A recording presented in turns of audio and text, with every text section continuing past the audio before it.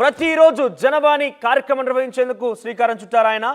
ఆదివారం మినహా ప్రతిరోజు ఉదయం 9:30 నుంచి సాయంత్రం 5 గంటల వరకు కూడా ఈ ఫిర్యాదుల స్వీకరణ కార్యక్రమం జరగబోతోంది. అయితే డిప్యూటీ సీఎం చేబ్రోలు నివాసంలో ఈ జనవాణి కార్యక్రమానికి ప్రత్యేక టీంను కూడా ఏర్పాటు చేశారు. ఆ తర్వాత సమస్యలు చెప్పుకునేందుకు వివిధ జిల్లాల నుంచి కూడా ప్రజలు అక్కడికి తరలి వస్తున్నారు. పవన్ అన్నే నాకు దిక్కు అంటూ మచిలీపట్నం నుంచి ఒక మహిళ వచ్చింది. అయితే తనిచ్చిన ఫిర్యాదు చూస్తే అందరినీ కూడా ఆశ్చర్యానికి గురి చేసింది. ఆ ఫిర్యాదులో ఏకంగా తన ఇంట్లోకి అద్దెకు వచ్చిన వారు తన ఇంటినే కబ్జా చేశారంటూ ఆ మహిళ ఫిర్యాదు చేసింది.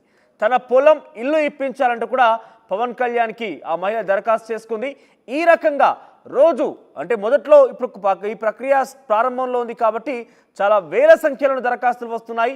పవన్ కళ్యాణ్కి నేరుగా దరఖాస్తు ఇచ్చేందుకు చాలామంది కూడా జిల్లాల వారి నుంచి తరలి వస్తున్నారు.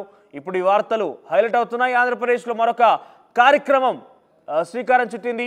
ఆ కార్యక్రమమే జనసేన పవన్ కళ్యాణ్ ప్రస్తుతం డిప్యూటీ సీఎం ఉన్నటువంటి పవన్ కళ్యాణ్ ప్రాతినిధ్యం వహిస్తున్నటువంటి పిఠాపురం నియోజకవర్గంలో ఆయన జనవాణి కార్యక్రమానికి పిలుపునిచ్చారు. ఆ జనవాణి కార్యక్రమం కేవలం ఆదివారం మినహా ప్రతిరోజు కూడా కొనసాగుతుంది. ఉదయం 9:30 నుంచి సాయంత్రం 5 గంటల వరకు కూడా ఈ అర్జీల స్వీకరణ ప్రక్రియ కొనసాగుతుంది. దీనికోసం ప్రత్యేక టీంని ఏర్పాటు చేశారు. దానికి కార్యాలయంగా చేబ్రోల్లో తన నివాసం ఉండేటువంటి ఒక ఇల్లునే ఆయన దానికి కార్యాలయంగా రూపొందించుకున్నారు. ప్రస్తుతం ఈ ప్రక్రియ శరవేగం కొనసాగుతోంది. దానికి సంబంధించి రోజు కొన్ని వందలకు దరఖాస్తులు వస్తున్నాయి. సో ప్రస్తుతం దీనికి సంబంధించి అక్కడ ఏ రకంగా ఉంది ప్రెసిడెంట్ సిచ్యువేషన్, ఎవరెవరు ఏ రకమైన సమస్యలతో అక్కడికి వస్తున్నారు, పూర్తి స్థాయి సమాచారం ప్రతినిధి ప్రకాష్ అందిస్తారు. S Prakash, over to you.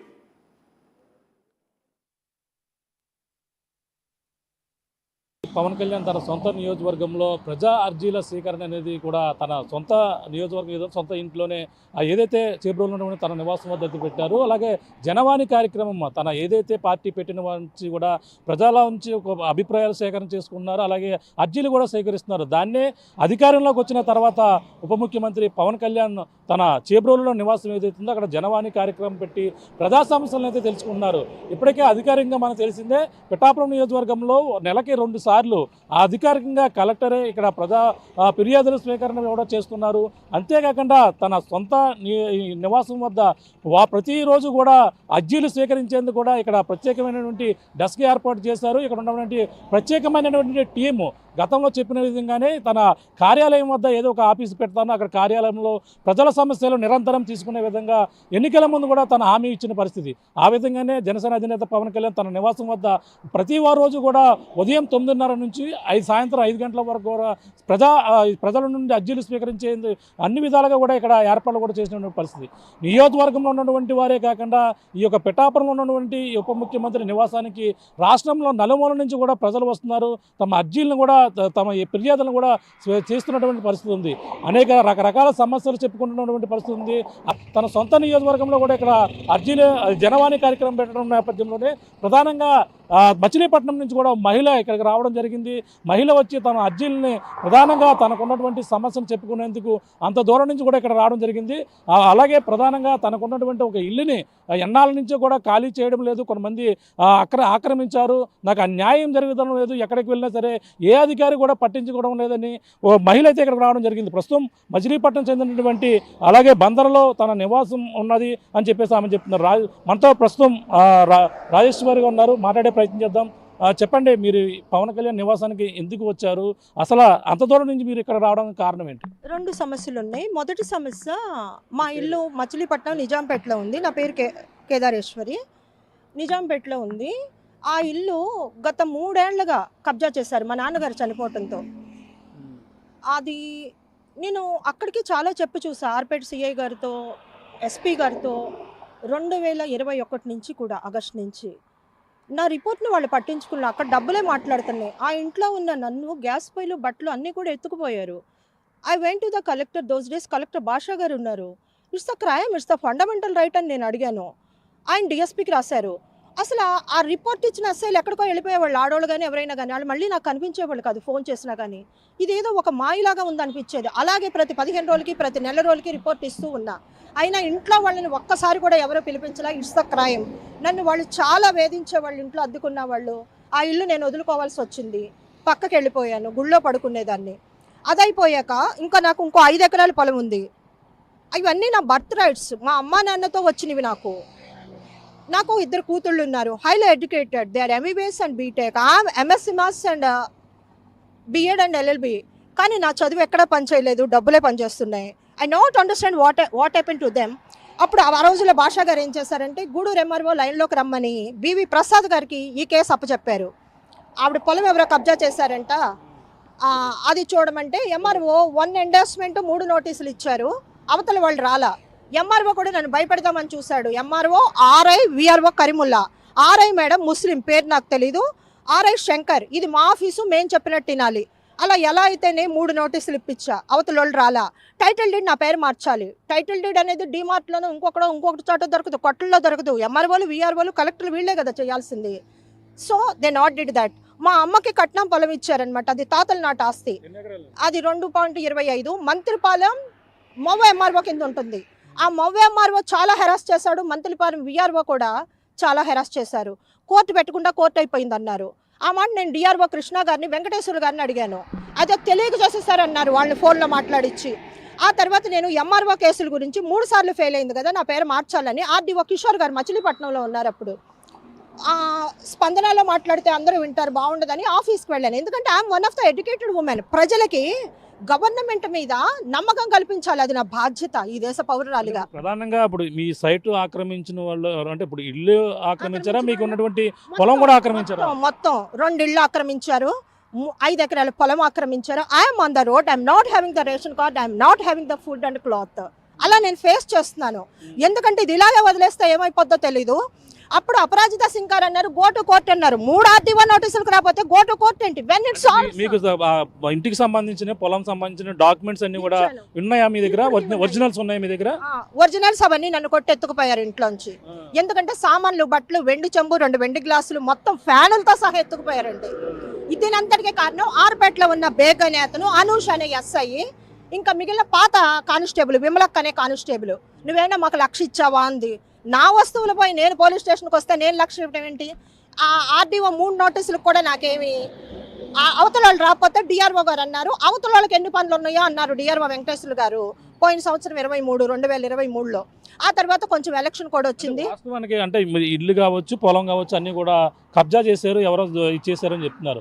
మరి దీనికి కోర్టు ద్వారా వెళ్ళే ప్రాసెస్ ఉంటుంది. దానికి సంబంధించినటువంటి డాక్యుమెంట్స్ అని మీ పేరు మీద ఉంటే కోర్టు ద్వారా మీరు అప్రోచ్ అవ్వాలి. కానీ సివిల్ సంబంధించిన పోలీస్ సెంటర్ అనేది చెప్తుంటారు. No, it's not the civil matter, it's the crime. Harassing women is the crime, land grabbing is the crime, criminal trespass is the crime. 1860 Indian penal code అమల్లో ఉంది మొన్నటి వరకు. July 1, 2024 వరకు stamp duty నేను కట్టలేను. నాకు తినడానికి అన్నం లేదు. జాయింట్ కలెక్టర్ గారు అవతల పిలిపించమంటే, కలెక్టర్ గారు అవతల పిలిపించమంటే ఇటోళ్ళని అటోళ్ళని కూర్చోబెట్టలేకపోయారు. నాది 2.5 కోట్ల ఆస్తులు అన్న.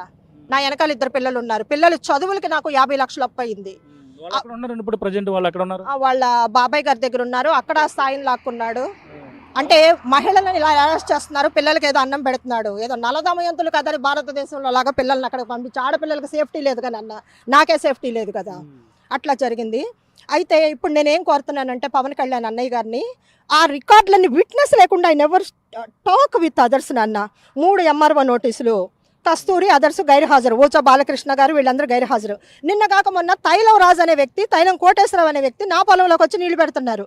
వెళ్ళి అడిగితే మంచి కంట రోజులు లేవంట, చెడ్డ పనులు చేస్తేనే రోజులు అంటున్నారు. 5గురిని పంపించాను నిన్న మొన్న గూడూరు గ్రామంలో. ఒక్క మాట నేను చెప్పదలుచుకున్నా, మా గూడూరు గ్రామంలో కబ్జాలు, దొంగతనాలు ఉండవు. హైవేలు పడినాయి, భూముల రేట్లు పెరిగినాయి, ఎక్కడెక్కడోడు నా మీదకి వస్తుండండి అన్న. అంటే justice is my birth right, safety also my fundamental right అనుకుంటున్నాను. I'm the educated woman. ఇది నా రైట్, ఉమెన్ రైట్ ఉంది, హ్యూమన్ రైట్ ఉంది. నాకు ఫుడ్డే లేకుండా తిరుగుతున్నాను, నా ఫండమెంటల్ రైట్ని కాపాడాలండి. వెల్ ఎడ్యుకేటెడ్గా ఉన్నారు, మీరు అంత బాగా చెప్తున్నారు, అన్ని క్లియర్గా చెప్తున్నారు. కానీ దానికి సంబంధించిన డాక్యుమెంట్స్ ద్వారా మీరు ఎందుకు ఫైట్ చేయలేకపోతున్నారు? ఆ డాక్యుమెంట్స్ నేను ఎంఆర్ఓకి ఇచ్చాను, జాయింట్ కలెక్టర్ కోర్టుకి 2 నోటీసులు ఇచ్చా. 25/3/2023 జాయింట్ కలెక్టర్ కోర్టుకి లాయర్ గారితో నోటీస్ ఇస్తే, why they not called all others? We have to suspend the clerks, we have to suspend some joint collectors also. It's my right. Justice నేను అడుగుతున్నానండి. ఏ దేశ వ్యవస్థలో నేను బ్రతుకుతున్నాను? ఇది ఫ్రీడమ్ వచ్చిన భారతదేశం. ఏమంటారు sir? I'm not blaming any government, the system collapsed sir. MRO నాకు వింటలేదు, విఆర్ఓ ఇంటలేదు, ఆర్డీఓలు ఇంటలేదు. నిన్న కాక మొన్న మంత్రిపాలెం విఆర్ఓని కొన్ని భూమి 1954 భూమి 2.25 సెంట్లు మా తాతగారికి వాళ్ళ నాన్నగారు ఇచ్చారు. మా అమ్మకి పెళ్లి కట్నంగా కొంత ఇచ్చారు. ఈ డాక్యుమెంట్లు అన్నీ పోయినాయి కదా. ఇది ఏమి రైట్ అంటాం మనం? Right information act. అంటే కొన్ని బాధల్లో ఉన్నా కొన్ని చెప్పలేకపోతున్నాను అన్న. Right information act. ఆ ల్యాండ్ రెవెన్యూ చూసి ఇమ్మన్నా, ఇవ్వటం లేదండి. నాకు ఎవరు వింటర్లా. They not cooperating to the woman. They are expecting money. డబ్బులు లేదే పని అవట్లా. నేను పోలీసులే హీరోలుగా ఉండాలి, రాజ్యాంగాన్ని ప్రతి ఆఫీసరు ప్రతి ఎంప్లాయీ గౌరవించాలని కోరుకుంటున్నాను. కాబట్టి నా చెప్పులు అరిగిపోయే వరకు చెమటలో అన్నం కూడు నీళ్లు లేకుండా కలెక్టర్ ఆఫీస్ చెట్ల దగ్గర కూర్చుని నేను జీవనం సాగిస్తున్నాను అన్న. ఎన్నాళ్ళ నుంచి ఫైట్ చేస్తున్నారు మీ ఒక సైట్ కోసం? అలా ఎన్నాళ్ళ నుంచి? 2020 జూలై నుంచి. ఆ రోజుల్లో మా డిస్ట్రిక్ట్ డివైడ్ అవ్వాల. ఆ కలెక్టర్ ఆఫీస్లో ఎవరు ఉండేవాళ్ళు కాదు, ఒక భాషా గారు కూర్చుని ఉండేవాళ్ళు. బాగా పోట్లాడేదండి. ఎందుకంటే చిన్నప్పటి నుంచి నేను టాపర్, ఎల్కేజీ నుంచి టాపర్, 10th క్లాస్ వరకు స్కూల్ ఫస్ట్. నేను నా చదువు ఎక్కడ పనికిరాలేదు నాన్న. ఏం చేసేవారు మీరు గతంలో? ఏం చేసేవారు? నేను ఓన్గా స్కూల్ పెట్టుకున్నాను. ఆ కరోనాకు ముందు తీసేస్తాను. ప్రైమరీనే పెట్టుకునేదాన్ని. అంటే అన్ని పర్మిషన్లకి కట్టడానికి నాకు కుదరలేదు. బిల్డింగ్ కూడా అది సెట్ అవ్వలే నాకు. ట్యూషన్స్ చెప్పేదాన్ని ఐసీఎస్సికి, సిబిఎస్సికి. ఎప్పుడు 20, 30, 50 మంది పిల్లలు ఉండేవాళ్ళు. ఎల్కేజీ, యూకేజీ ప్లే స్కూల్గా పెట్టుకునేదాన్ని. విక్టరీ అకాడమీ నాది మచిలీపట్నంలో. చూస్తున్నాం మనకి గూడూరు ఏదైతే మచిలీపట్నం సంబంధించినటువంటి మహిళ అక్కడ తన సొంత ఇల్లు అలాగే పొలం అన్నీ కూడా అక్రమాలకు గురయ్యి కొంతమంది అక్రమార్కులు దాన్ని తోచేశారు. అలాగే తనకు సంబంధించిన ఇంటి అద్దె రావడం లేదు, పొలం సంబంధించిన చిత్తు కూడా రావడం లేదు. కేవలం నన్ను రోడ్డును పడేశారు. ఈ విధంగా నేను వెల్ ఎడ్యుకేటెడ్గా ఎంతో కాలం నుంచి ఉన్నాను. కేదారేశ్వరి అనే మహిళ తన ఆవేదన వ్యక్తం చేసుకునేందుకు అక్కడి నుంచి ఇక్కడ పవన్ కళ్యాణ్ పిఠాపురం నియోజకవర్గంలో నుంచి పవన్ కళ్యాణ్ నివాసానికి ఇక్కడ రావడం జరిగింది. చేబ్రోల్లో ఏదైతే ఇక్కడ ఫిర్యాదులు స్వీకరిస్తున్నారో జనవాణి కార్యక్రమం ప్రతిరోజు జరగడంతోనే ఆ యొక్క తన మొరను వినిపించుకునేందుకు, తన బాధని వినిపించేందుకు, పవన్ కళ్యాణ్ చెప్పుకునేందుకు ఇక్కడ రావడం జరిగింది. తమ ఫిర్యాదుని ఇక్కడ అందరూ కూడా చాలా గౌరవంగా స్వీకరించారు. దానికి న్యాయం జరుగుతుందని నమ్మకం జరుగుతుంది. ఓ పక్కన ఎస్పీలు కావచ్చు, అలాగే పోలీసులు అందరూ కూడా ఎవరు కూడా నా మొరను వినలేదు. అలాగే రెవెన్యూ కలెక్టర్ నుంచి అలాగే కింద స్థాయి విఆర్ఓ వరకు కూడా నాకు ఎవరు కూడా నా మొరను వినలేదు. నాకు న్యాయం ఏపీ ఉప ముఖ్యమంత్రి పవన్ కళ్యాణ్ చేస్తారని